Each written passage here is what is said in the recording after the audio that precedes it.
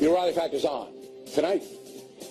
The FBI agents went down there. Eric Holder went down there. To indict Darren Wilson? Darren Wilson? No way. You know how the system works. These cops get off every single time. Irrational claims, propaganda, hysteria. We're seeing more and more of that kind of debate in America. Tonight, Talking Points. We'll deal with it. Sir, the fact that you don't give a crap that it endangered me is unconscionable. And I'm going to get my lawyer, and I'm coming for you. Whoopi Goldberg furious that she's been smeared on the net. Dana Perino will tell us all about that. I like your hat. Thank you very much. I like the fact that the sun actually kind of peered out from the clouds just a second ago. Don't break out the sunscreen. It's still about 31 degrees out here. Also ahead, Snowmageddon in the Northeast. Gutfeld McGurk barely survives. Caution. You are about to enter the no-spin zone. The factor begins right now.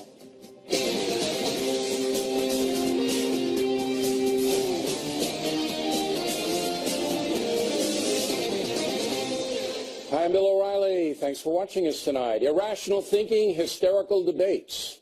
That is the subject of this evening's Talking Points memo. For those of you who have watched us over the years, you've seen a change on the factor. Used to be I'd slug it out with almost anyone, no matter how crazy they sounded. We've had people on this program who said the U.S. government actually engineered the attacks on 9/11. We had Congressman Barney Frank on, and after we played a tape of him saying that the federal mortgage system was fundamentally sound and not in danger of going under, he actually denied saying that, even though he listened to the tape of his own words. That resulted in a very loud confrontation. I could give you scores of other examples. But we don't do that much anymore, because the irrationality in some precincts, the dishonesty of some zealots, the absolute hysteria that surrounds some news stories is simply dumb and incredibly annoying. You get nowhere when you present facts and they're rejected. So why bother? Above all, I don't want to waste your time. Last night on her program, The First 100 Days, Martha MacCallum tried to reason with a man who believes that the feds and the authorities in Missouri allowed Michael Brown to be executed by a police officer in Ferguson. Even though Martha presented the facts, it didn't matter. You're suggesting that 40 FBI agents were all in suggesting the cahoots Department to make of Justice sure failed. that They this person was They not failed. indicted. Listen to me. They failed. There were 3 different forensic investigations that were done that showed that he was shot in the front. They failed him. Everyone in the country was told this narrative that he was shot in the back. That he had his hands up and said, "Don't shoot," black men are in jail right now? You know how many black men are in jail right now for nothing? For nothing? Because the Department of Justice failed them? You know how many black men are in jail right now? So that guy believes, apparently, that blacks are brutalized, thrown into prison on a mass scale because of their color. That's what he believes. So why debate him? Facts don't matter, and you can't get a sentence out. And the worst part is, you're a racist if you don't see it the way he does. It's the same thing with less volume with some politicians. No matter how many facts you present to Nancy Pelosi, for example, she's going to tell you Obamacare is great. No matter how many policy failures there were in Iraq, some conservatives will shrug that off and deny any mistakes were made at all. Talking Points believes the propaganda element is far worse on the left at this point in history, but the honest American will cede that zealots on both sides spin it. They're not looking for the truth. We are. So you will not see that guy, Jason Pollock, on the factor after he failed to treat Martha MacCallum with the respect she deserves. You will not see Nancy Pelosi here either, even though I would interview her if given the chance. But she'd never do that because she knows her own city, San Francisco, is falling apart due to liberal policies. And she has to know that Obamacare has hurt far more Americans than it's helped. But she doesn't care. In her mind, she's noble because she believes in far-left tenets. For irrational people like that, compromise is impossible. And that's why America is having a tough time. There are way too many irrational people. And that's the memo. Now for the top story reaction. Joining us in Washington, Lisa Booth and Juan Williams. First of all, Juan, am I wrong for keeping Jacek Pollock off this program? God bless you, Bill. No, I think you're exactly right. To me, that guy's a provocateur. He's not interested in having an honest debate with you. He's interested in selling tickets to his movie, and which I think is a bunch of horse feathers, by the way. But then secondly, I think he wants to do that by attracting people who may have initially thought, hey, what happened between the police and Michael Brown? Is this a case where the police were making assumptions and treated a young black man unfairly? Well, as you heard from Martha, Bill, there's been investigations done by the Obama Justice Department, the FBI, state authorities, and he wants to ignore all of them. Everyone is wrong except for him. They all failed, but he didn't. Yeah.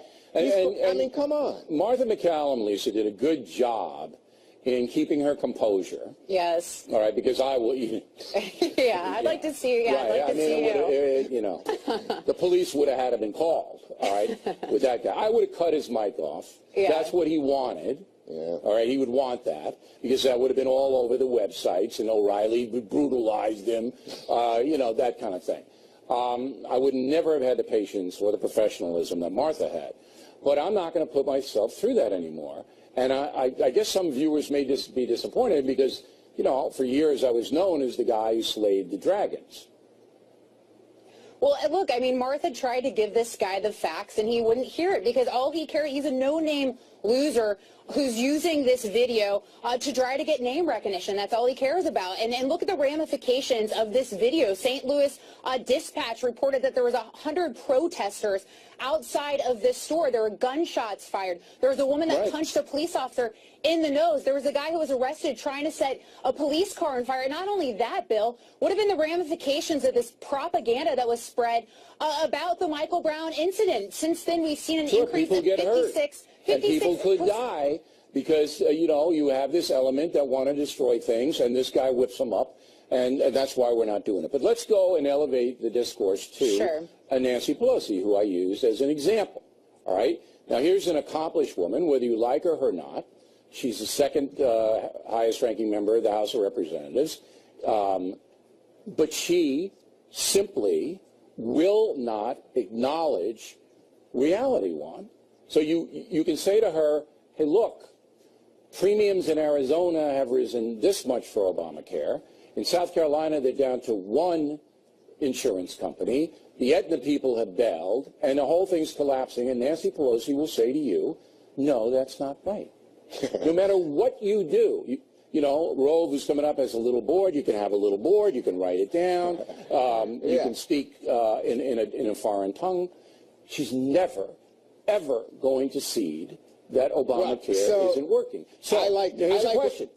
Is it even worth putting her on in a news forum? Well, no, I think you have to talk to politicians, and I think she's even if the discussion goes nowhere. Nothing. Yeah, look, come on. You get nothing out of it. Well, no, I think that the audience would love to see you and Nancy Pelosi because I think you hold me, you hold Lisa, everybody to a very high standard. And she would be, and I would do that interview, but I'm not quite sure that we get anything out of it other than me making her look foolish, which people would want to see, I guess. Nancy Pelosi is a very smart woman, but she, because of the way that we live these days, which is people refuse to think, hey, I could be wrong. Let me listen to the other guy, and then even if I think I have something right, let me compromise because I'm after a solution, I'm after the truth. You don't see that. And that's what happened with Barney Frank. That is what is driving us crazy and why we are dysfunctional as an American government. That's what happened with Barney Frank. Even after I played him the tape of him saying it, he said he didn't say it. Yeah, that's crazy. And I'm going, where's Rod Serling? We have entered the Twilight Zone. And then when he got nasty about it, I let him have it, Lisa. And, you know, people say, oh, you mean. Oh, well, he's mean. You're not mean. But no, I would like to see you interview Nancy Pelosi. But I think the problem, too, Bill, is a lot of the time these guys, particularly the left, they're not held accountable by the media. So in a lot of the sit-downs that they do, you look at, they for can instance, say whatever they want. Yeah, so, Bill, for instance, look at an issue like abortion that essentially divides the country. When was Hillary Clinton ever asked about holding stances like abortions at 20 weeks, which is something that the majority of Americans reject fact, when was she ever questioned about the Democratic Party repealing the Hyde Amendment, which is completely against longstanding bipartisan we know, legislation? But that's a whole different story. The media being an enabler of this propaganda is a whole different story. Exactly. Yeah. Hey, good debate, you guys. Thank you. Next on the rundown, more irrationality over Obamacare. And later, U.S. troops back on the ground in Syria, Iraq, and Yemen will have a factor investigation up ahead.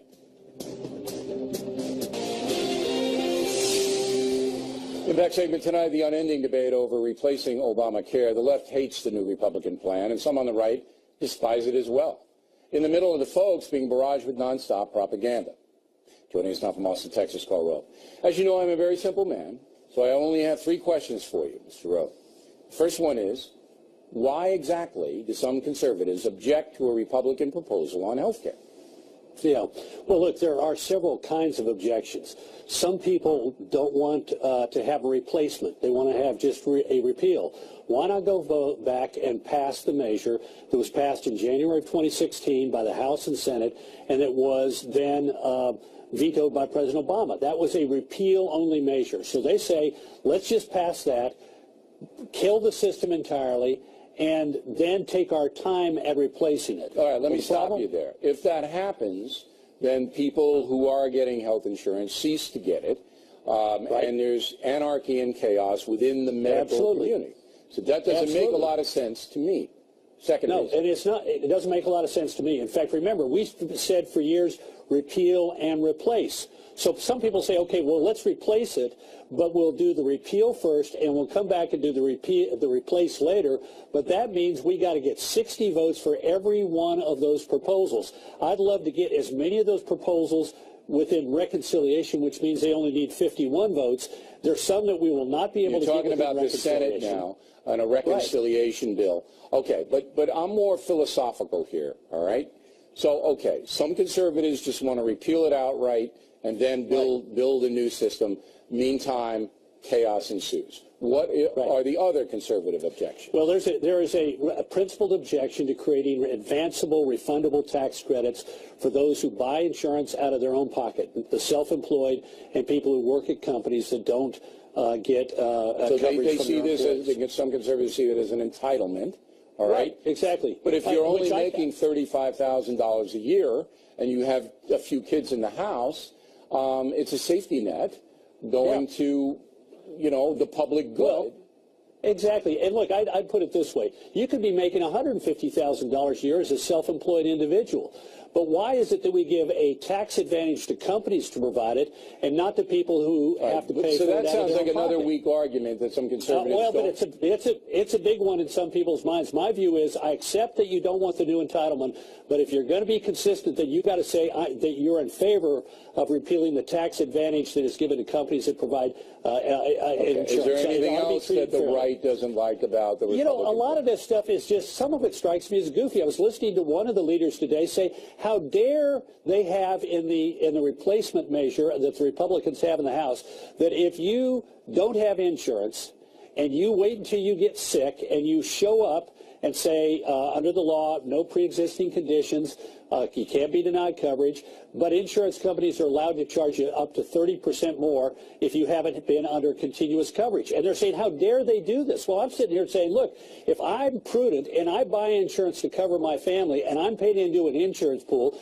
and you're being irresponsible and not purchasing insurance until you get sick, why should you get the same price as me? Okay. We don't do that in a bunch of other things. I think that's a good point, that there should be a surcharge for those who have no insurance and come in and say, now that I have cancer, I want you to pick up all the bills at the same price of the healthy people. Okay, that's reasonable.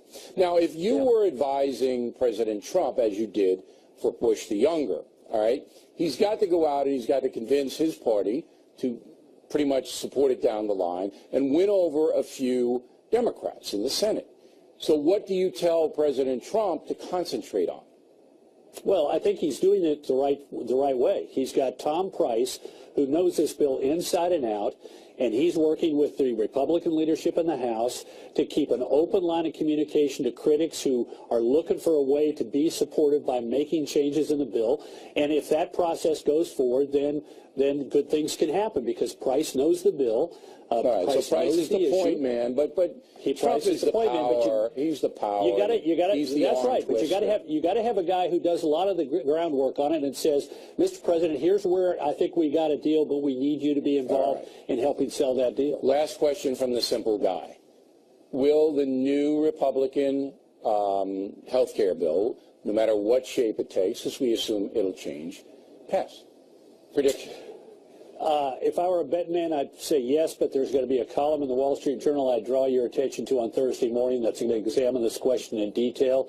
I've read the rough draft of it. It's brilliant, really insightful. I think I'm doing a pretty good job with it. I would commend it to you on Thursday morning. All right, so you are saying that your column on Thursday is brilliant and unprecedented in its wisdom.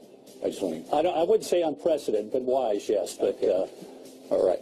But your prediction is that it will pass. Is that correct? Yeah, and incidentally, not just a little board, my friend. Not just a little board. It's a truth source. It's a trigger. It's a trigger. Karl Rove, everybody, directly ahead. Factor investigation, U.S. troops now fighting in Syria, Iraq, and Yemen. We don't know much about it. You will in just a few moments. And later, Whoopi Goldberg threatening to sue a guy who smeared her on the net.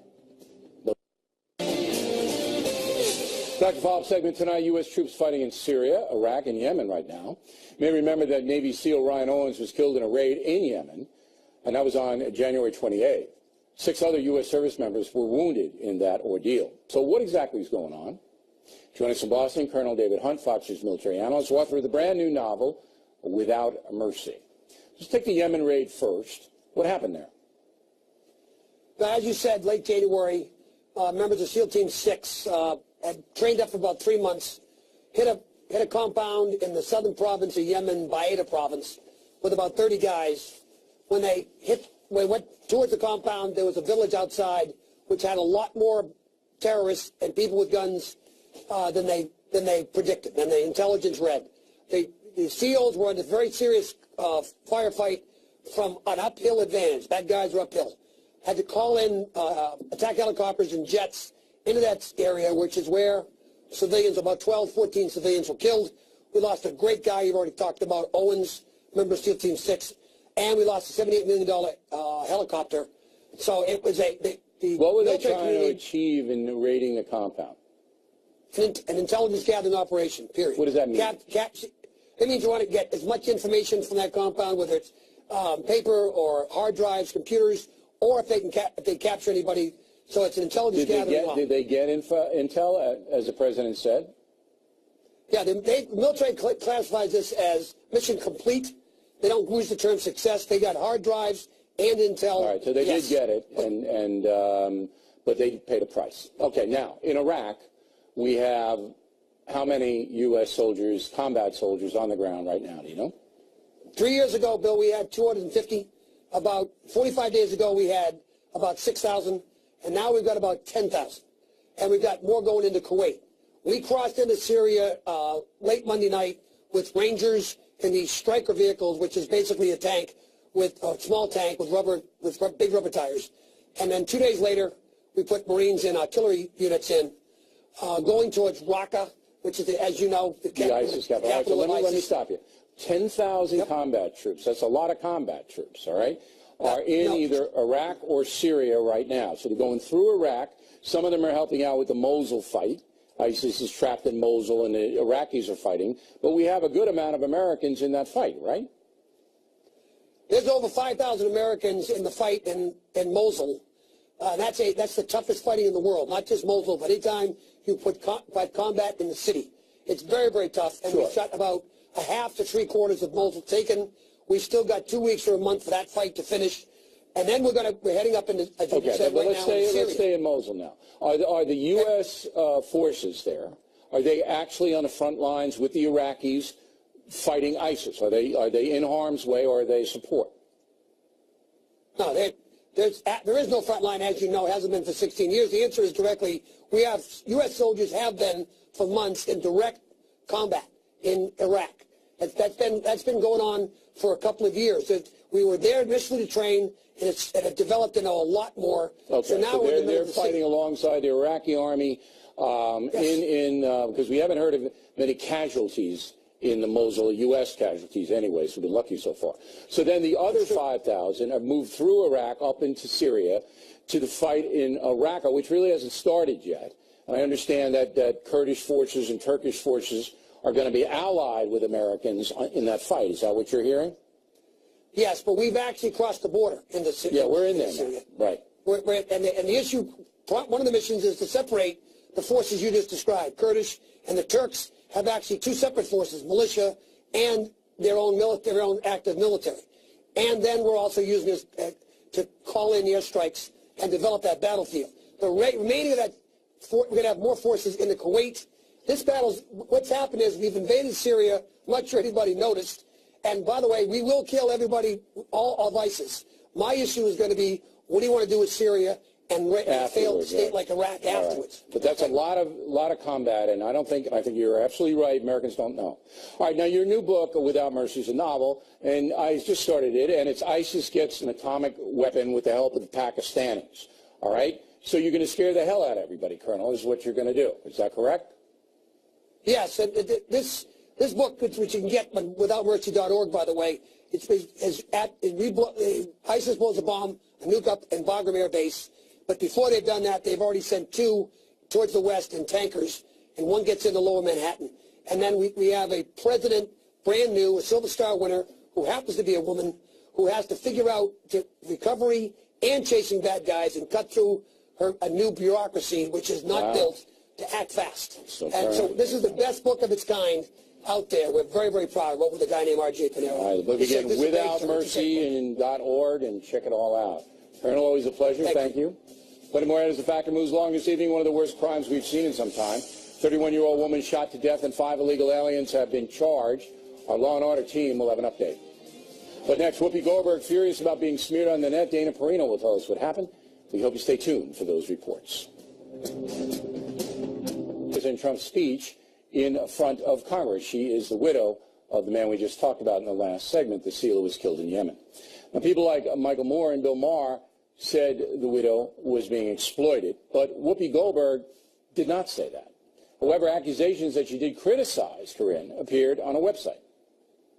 People who didn't see the show may believe it. A lot of other people may believe what you wrote. And man, I'm telling you, you cost me money because I had to protect my family. Yep. So, sir, Costa Rica's not big enough for this lawsuit that's coming your way.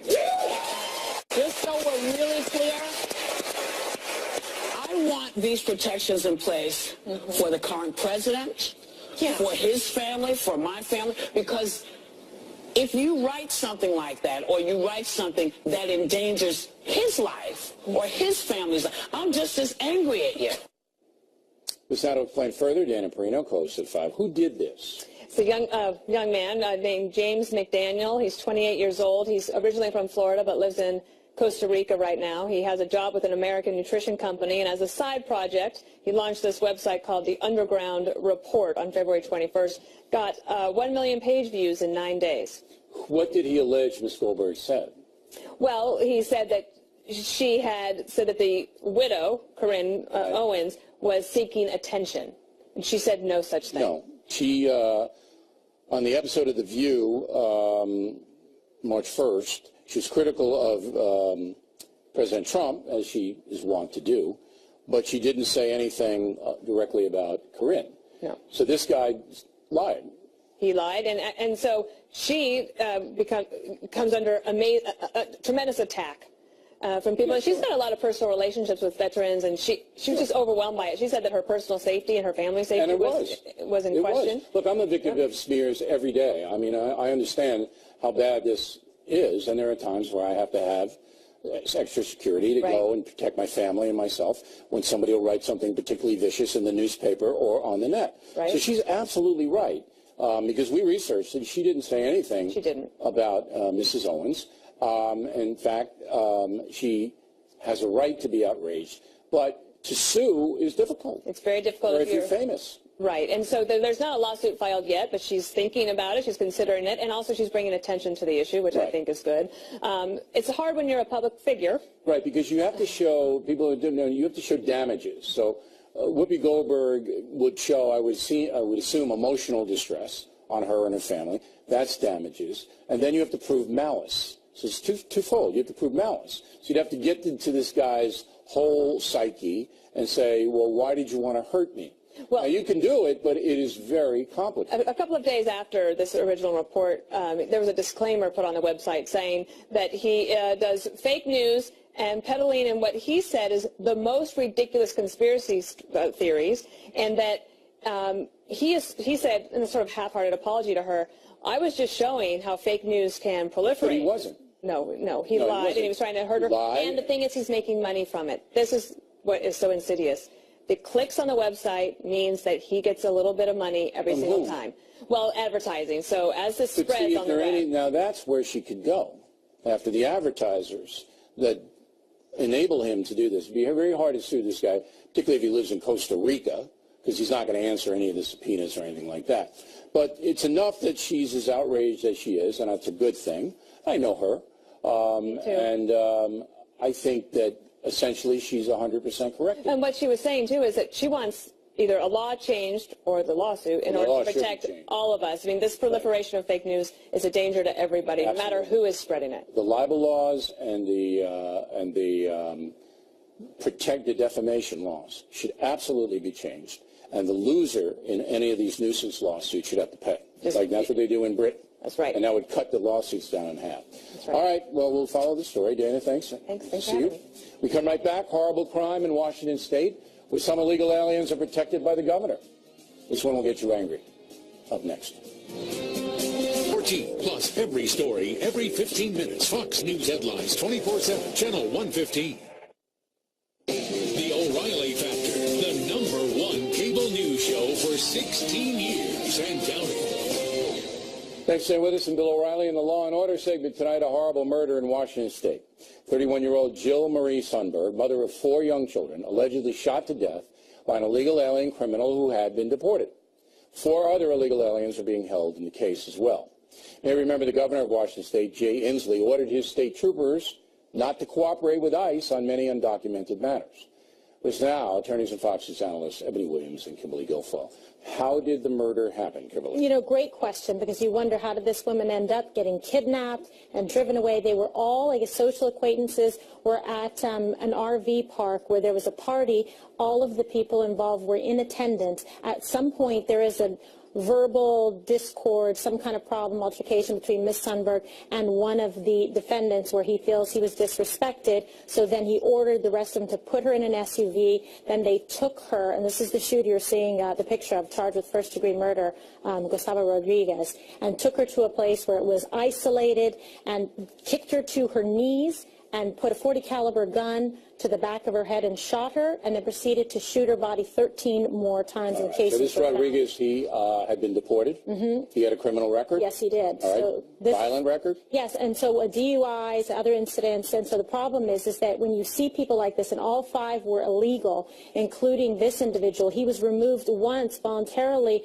by ICE, but what you see is the problem in a state like Washington where they don't comply with all of the federal. This guy, Ebony, I understand, actually got bail, Rodriguez, because he was going to be deported again, but before ICE could get him, the local authorities in Washington State gave him an $8,000 bond. Right, which is that's preposterous. insane. That's preposterous. He was already deported and already convicted of felony. And then the kicker is when he didn't show up to court for that, no order for his arrest. And if one of us did, we would have one. He didn't show up after the bail was given, and they didn't put out an order for his arrest. Which is different than how the 3 of us would be treated. So the governor, again, sends a message that and illegal alien criminals have a much easier time in Washington State. Yeah, and I'm sick of it. Now the other 4 incident was domestic violence in 2015. Violent assaults as well. The other 4 are being held what? Yeah, so the other 4, there's 3 that are being held on homicide and 2 others as material witness to a crime, but I expect that additional charges will be filed. I guess they're all there. Well, there's 2 crime scenes, a primary and a secondary scene.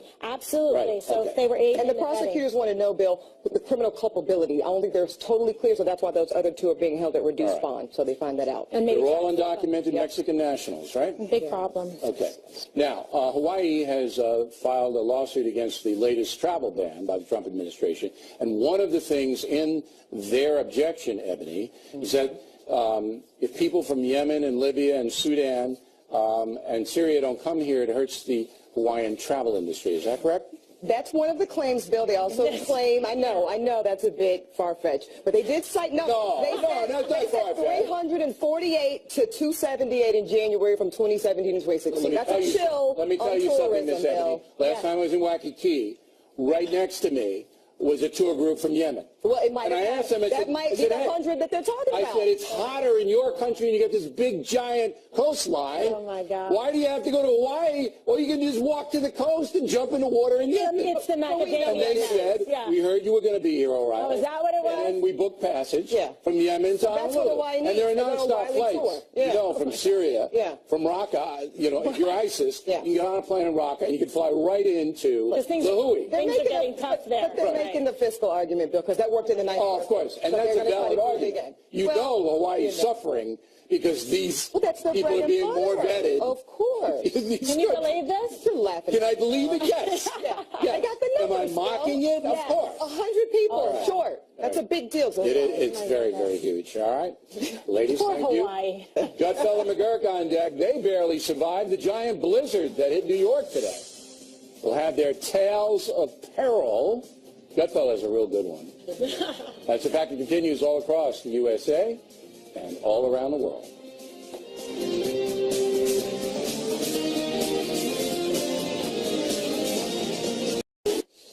The O'Reilly Factor's on tonight.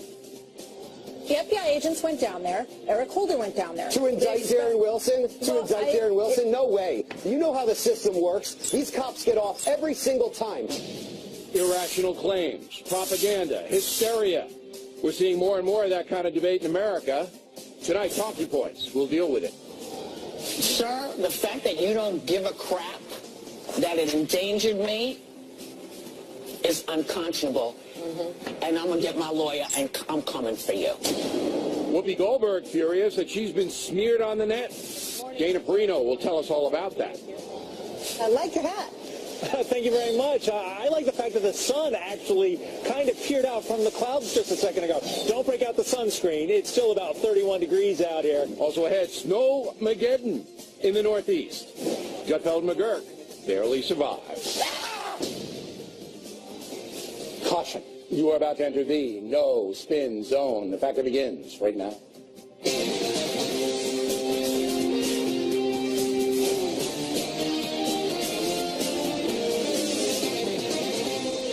Hi, I'm Bill O'Reilly. Thanks for watching us tonight. Irrational thinking, hysterical debates. That is the subject of this evening's Talking Points memo. For those of you who have watched us over the years, you've seen a change on the factor. Used to be I'd slug it out with almost anyone, no matter how crazy they sounded. We've had people on this program who said the U.S. government